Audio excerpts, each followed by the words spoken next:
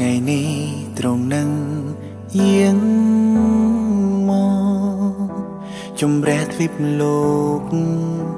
ហើយឆក់យកខ្ញុំឡើងទៅរួចពីភ្លើងដែលឆេះអស់កលសែនក្តៅ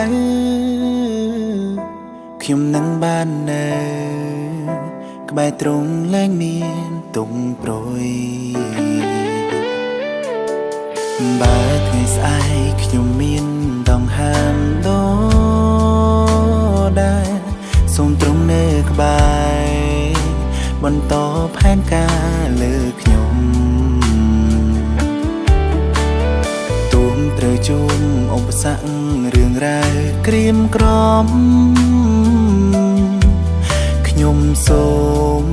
ថ្វាយទ្រង់តាមព្រះハរតីសូមប្រាដៃខ្ញុំឲ្យបងកើតផលអំណោយទ្រង់ផ្ដល់ចែកនោះដល់ទេគ្រប់មួយអ្វីដែលដៃខ្ញុំអាចធ្វើបានសូមទ្រង់បើកផ្លូវត្រាស់ហើយគ្រប់មនុស្សឲ្យគេបានរួមផ្លូវដ៏សុខសាន្តសូមអធិដ្ឋានក្នុងព្រះនាមព្រះយេស៊ូវ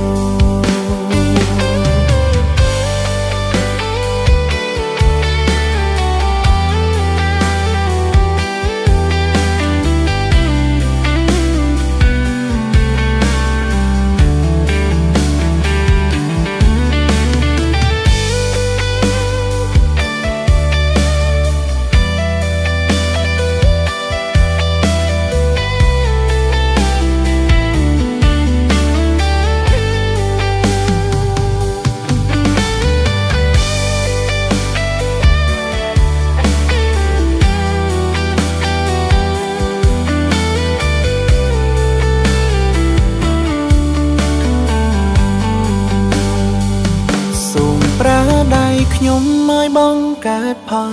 អំណោយទ្រង់ផ្ដល់ចែកមនុស្សដទៃគ្រប់អ្វីដែលដៃខ្ញុំអាចធ្វើបា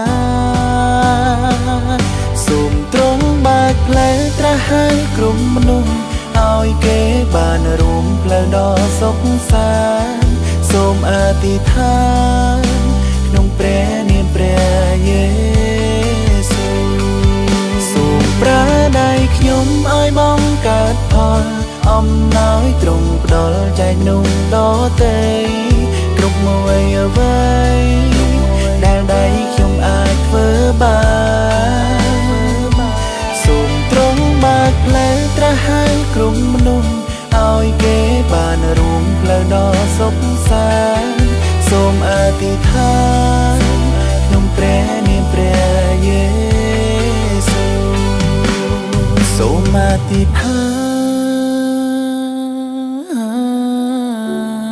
នក្នុងព្រះនាមព្រះយេស៊ូវ